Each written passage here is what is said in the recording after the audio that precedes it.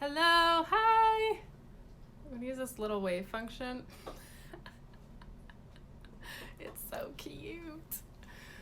How's your Wednesday so far? I'm super excited to do this. You guys, I've been waiting to do this for so long. Like, this idea has been in my head for a long time. All right, what time is it? Okay, so I am probably going to go ahead and get started. Edgar, I was telling the other people that this will be available later, either on my ELEPHONT page or my or as a downloadable PDF. So a downloadable PDF or my YouTube page.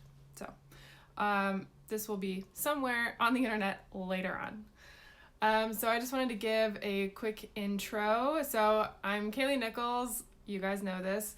But I'm the founder and designer at elephontwebdesign.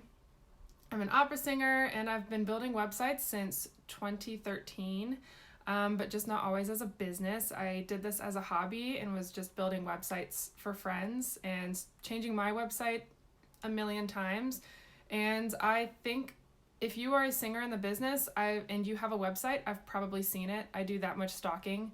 When I have gigs or when I'm looking to sing somewhere, I look at everyone's website. So I've seen all of the websites. But I actually had this as a business a few years ago, and I decided to step back because I had other things going on in my life. I was promoted to manager at this coffee shop, and I had other singing gigs going on, and I had a studio to teach. So I am bringing it back now because now there's no better time. And Hannah didn't know this. So I am super excited to bring this back. I am using this series to celebrate my relaunch of my business. So I've been thinking about this for a long time, and the direction that I want ELEPHONT and ScrappyMezzo to go, they'll kind of go together, but they also are two separate things. So just to let you guys know, hey Chelsea, I'm going to take questions at the end and also at the end of every section. So if you do have a question, go ahead and put them in there in the chat. And I think there's a function somewhere. Yeah, there's a question and answer function. So if you do ask a question, it should show up in there, but just let me know if I ever miss anything. And then I'm also going to read off of my notes because I don't want to miss any of these points that I've worked so hard to come up with for you. And Chelsea, this info will be available later on as well. And I'll talk more about that at the end. All right, anything else? Okay, so why I started, hey Kristen. So why I started these website Wednesdays, I just want to help singers get their online presence. Now is the best time to really try to figure out how to get yourself online. And we are entering into this crazy online audition season where we might have batched audition videos with companies, and they're still coming out with a lot of information on that. So we're not totally sure, but people are looking for you online because they're not going to see you in person. So now is the best time to do this. And I don't think you have to wait until you're singing at top houses or you win them at competition, or you're singing at a top level young artist program to have a nice website. You can have a nice website at any point in your career. And yeah, I really want to help singers do their best and be productive and all of that good stuff. So why you should have a website. If you are a singer and you don't have a website, I wanted to convince you why you should have one. Number one, you are a business, and other businesses, aka opera companies, are trying to hire you. So please make it easier for them to do so.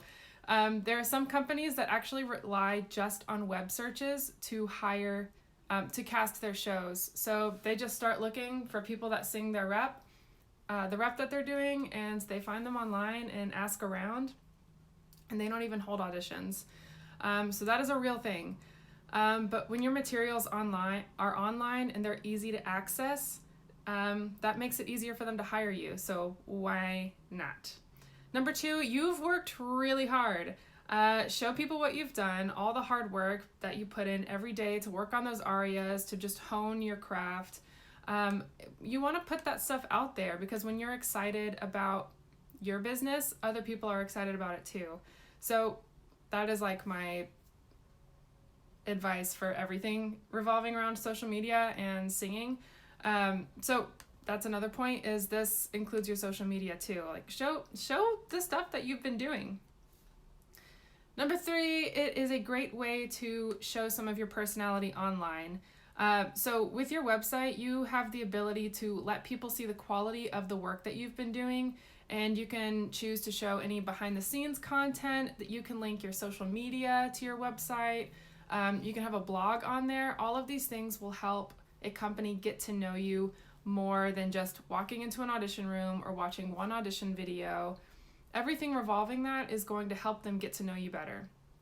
And if you're a great person to get to know, then you are more likely to be hired. And I'm going to reiterate that it just makes anyone in the world can access your website. So if you are looking to audition in Germany and you need to send materials, anybody in the world can get your info. So you never know. Does anyone have any questions at this point?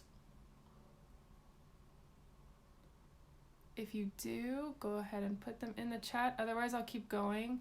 And I'm also going to answer questions at the end if you have them. Okay, so when is it time to build a website? There's absolutely a certain time that is optimal for you to build a website.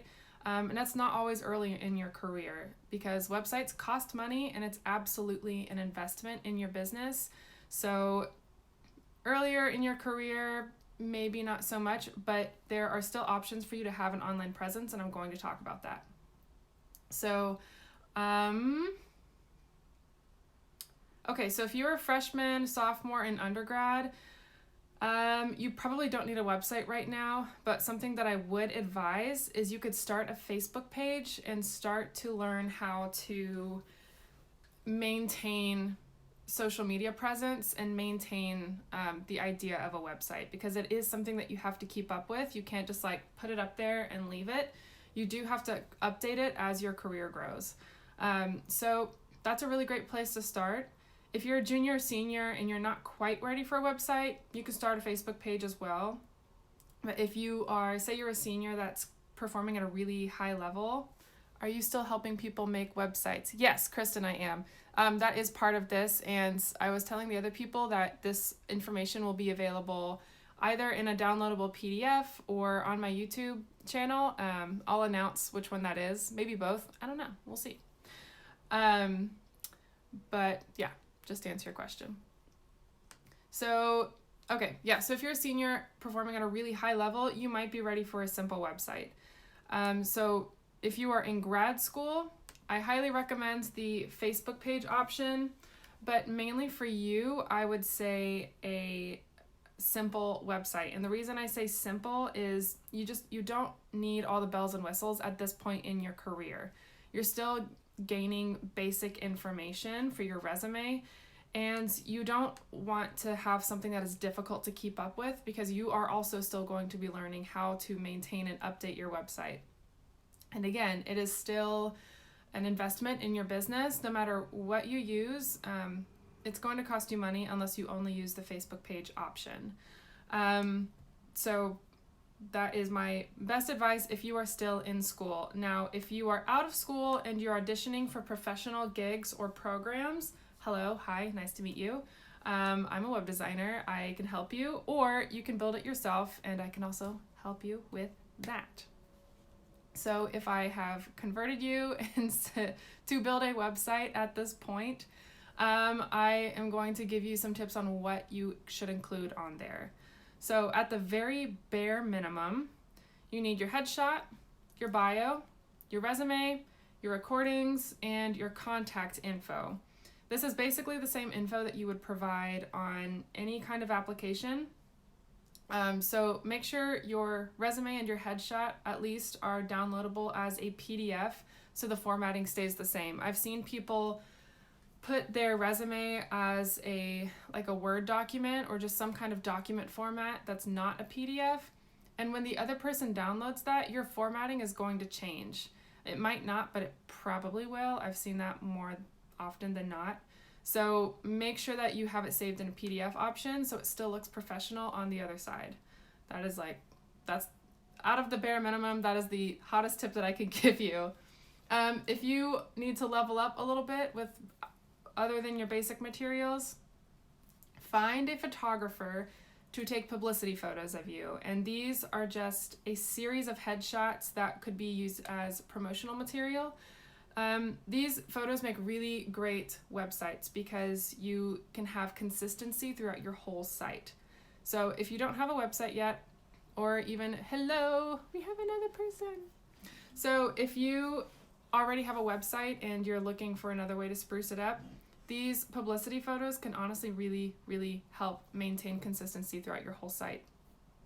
It'll also make styling your site so much easier, which I'm going to talk about in the next Website Wednesdays. So once you have all these materials, hello. So this is going to make your styling so much easier because it gives you a base to go ahead and go off of. So this is absolutely worth the investment because these photos are going to be everywhere. You are the face of your brand. These photos are going to be the face of your brand. So I highly recommend this option.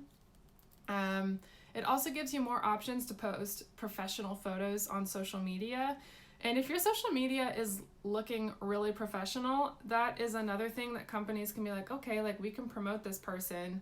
They've got nice photos. And obviously your singing is going to be the primary reason somebody casts you. But when you start getting to a higher level, that social media is, it's absolutely going to be, it's going to be much more important later on. If you're doing young artist programs, not so much, but like Nashville Opera, they promoted us a lot. So having those different photos and the same like 3 or 4 photos would be a really great option for you. Anyways, find a good photographer. I want to give you a quick example from my website, and I have a link tree in my bio that you can look. So my website, I knew that I wanted it to be clean, white, very minimal. So I wanted mainly a plain backdrop so that I could make it fairly editorial. That's another thing you can look for with photographers. If you can look for somebody who is used to doing editorial photography, so somebody who posts things or does photography for some kind of magazine, or somebody that is used to having their photos with text in there somewhere. That's going to be huge for you. But your primary goal should be great headshots. But I knew that I wanted something, a very certain look, very clean, very minimal. So I wanted a white background. I had a white blouse. If you look on there, you'll see those photos. I also have a series of a black evening gown and a green velvet dress that I have worn for auditions in some of my audition videos. And even though all of those outfits are a little different from each other, that white background is the same. So there's still consistency throughout my photos. I've mainly had outdoor backgrounds, and so for me, when I was changing around my website, I just found it hard to have different options for how to lay that out, and I wanted something different. So if you look at my website, that's just an example to give you. So those are tips for that. Other things that you're going to need for your website are performance photos. These kind of speak for themselves because they're going to show how you shine on stage.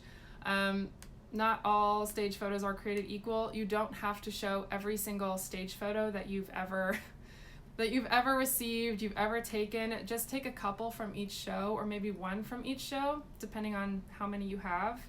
But if you are a fierce stage performer, like, you're bound to have some awesome photos. So share those along the way. Don't go overboard with it because you don't actually need that many. Recordings. Video is best, but audio is also great. This is a super quick way for companies to get a feel for your singing. So keep these updated. Don't leave, 3-year-old audition videos, especially when you are young and your voice is growing and it's changing all the time. I personally like to record new videos or even audio every 6 months, or if I'm at a gig and I have an aria, I get with the pianist and I record that aria in some format. So that is a really great tip to keep updating your website with that. The next would be reviews. If you are earlier in your career, you might not have reviews yet, and that's totally fine. But just know that they are coming, so keep this in mind when you're designing your website. If you want to put a quote somewhere on your page, you can absolutely do that. Just pick one, like one good one, and put it somewhere. Don't make it something like live, laugh, love, or why fit in when you're born to stand out. Don't pick something like that. But that gives you an easy way, so that when you get your first good review, you can just swap that quote out and put that review in there, and you don't have to design something else for your website. But again, you still have to update it. Update your website as you go. So with reviews, you can either scatter them throughout your site or place them all in one section. That's up to you. You can also make them a downloadable part of your press kit. Next would be, a schedule of your past and up. You sing in a choir. That's still, you can absolutely still have a website as a chorister, because that is a career track that you can take. So I can answer, if you have any questions as far as that goes, then you can put any questions you have on that, put them in the comment section, and I will answer that in a little bit. Because that's what I used to do. I used to sing in choirs as my primary singing thing. So, okay, a schedule of your past and upcoming performance. So it's always a good idea to let people know that what you've been up to in a condensed way.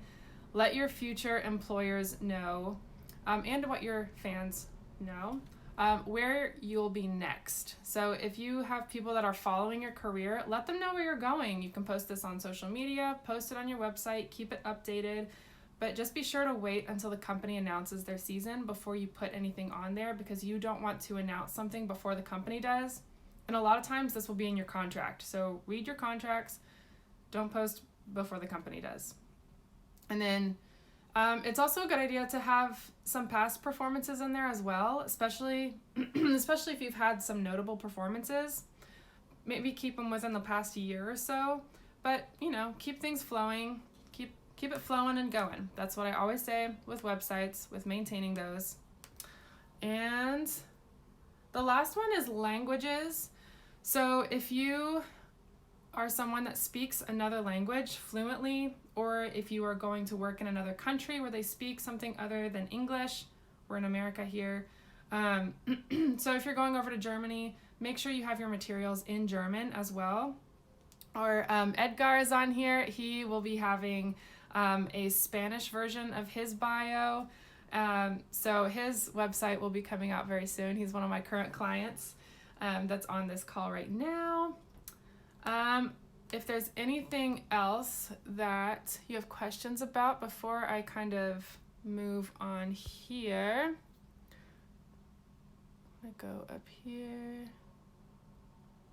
Okay, so for other genres, musicals, zarzuela, or mariachi, yeah, so if you have other genres that you do, so Edgar, this is actually something we need to talk about, because I think we're gonna put something different, like a different page on your website, because you're so involved, in mariachi and zarzuela. If you have your opera stuff, put them in one thing.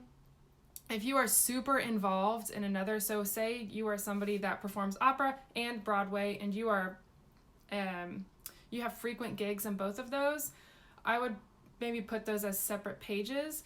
But if it's just kind of something that is integrated here and there, then put it with your schedule, your regular schedule, put it in your bio, put it all in one place, so it's not too confusing as to like, okay, what is it that you do?